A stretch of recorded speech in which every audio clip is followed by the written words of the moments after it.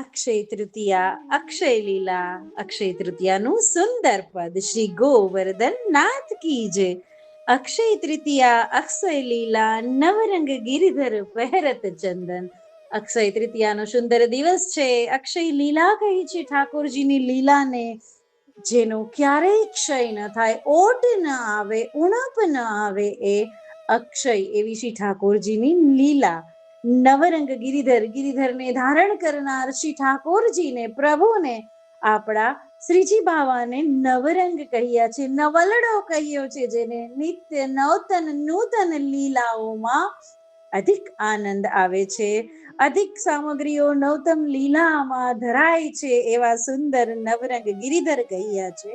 પહેરત ચંદન, ઉષ્ણકાલ ચરમ સીમા પર પહોંચવાનો છે. એ ઉષ્ણકાલ શ્રી ઠાકોરજીના શ્રી અંગોને કષ્ટ ન આપે એટલા માટે અક્ષય તૃતીયા પર ચંદન ધર્યું છે, ચંદન પહેર્યું છે આજે પ્રભુએ. વામ ભાગ વિષભાન નંદિની, બીચ બીચ ચિત્ર કિએ નવનંદન. આહાહાહા, વારી જાઉં, બલિહારી જાઉં, સુનું શું કરી જાઉં, શું સુંદર ઝાંખી બતાવી છે સખીજનો.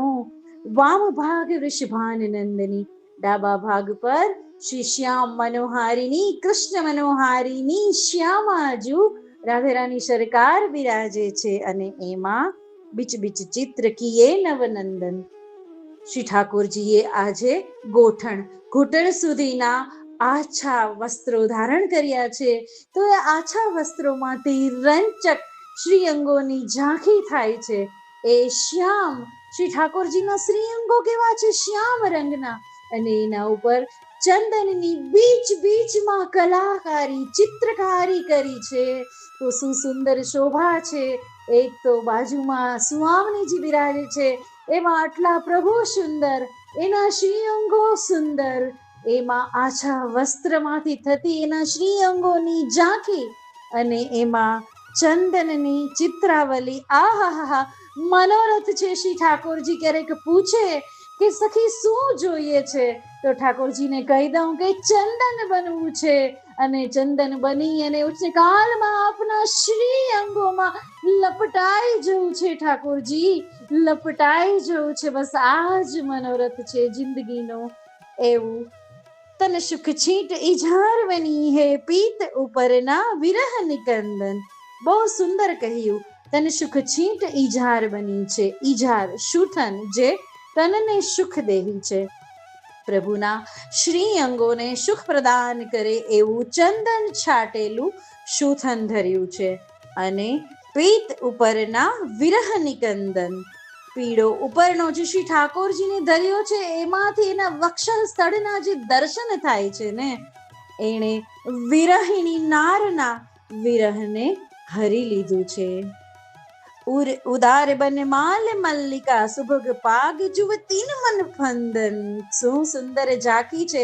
પ્રભુએ ઉર ઉપર ચમેલીની, ઉદાર એટલે કે લાંબી વનમાલા ધરી છે, મલ્લિકા એટલે વનમાલા ધરી છે, અને સુંદર અટપટી લટપટી જે પાગ છે, જે લૂમ તોરા છે, સફેદ મોતીઓના, એમાં લરો આમ તેમ થાય છે. તો એ વ્રજાંગનાઓનું, વ્રજ ગોપીઓનું દર્શન કરતા જ મન મોહી લે છે. એ ફંદો બની જાય છે, શ્વાસ અટકી જાય છે, એમાં અંદર ડૂબી જવાય છે મોતીની લરકનમાં, લટપટી અટપટી પાઘમાં. એવું સુંદર પાઘ છે. નખશિક રત્ન અલંકૃત ભૂષણ, શ્રી વલ્લભ મારગ મનરંજન. નખશિક રત્નના મોતીઓના, વિવિધ રત્ન મોતીઓના નખશિક પર્યંત આભૂષણ ધર્યા છે, જે પ્રભુને ઉષ્ણકાલમાં પણ શીતળતાનો અનુભવ કરાવે છે.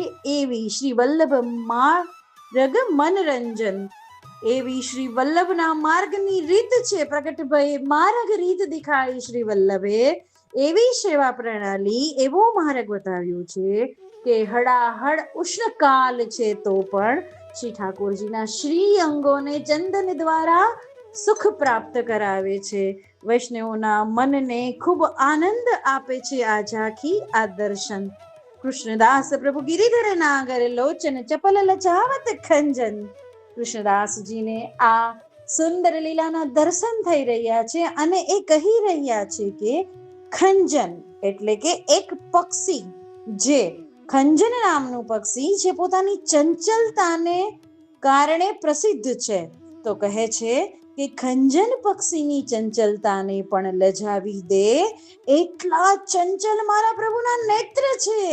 એ આમ ચંચલ ચપળ આમ તેમ ગોપીઓ સામે જ્યારે કટાક્ષ કરે છે ને, ત્યારે ખંજર ચલાવે છે અને ખંજર ગોપીઓની છાતીની આર પાર ધસી જાય છે અને દરેક ગોપીના મનને ઘાયલ કરે છે, હૃદયને ઘાયલ કરી નાખે છે. એવા કટાક્ષ શ્રી ઠાકોરજીના ચંચલ નયન છે. એની શોભા, એની ઝાંખી કૃષ્ણદાસ કરી રહ્યા છે. અને અક્ષય તૃતીયાનું સુંદર પદ, આ પદ પ્રભુને અત્યંત પ્રિય છે અને કાલે અક્ષય તૃતીયાના દિવસે અચૂક આવે છે ઠાકોરજીની પ્રસન્નતા માટે. શ્રી ગોવર્ધન નાથ કી જય.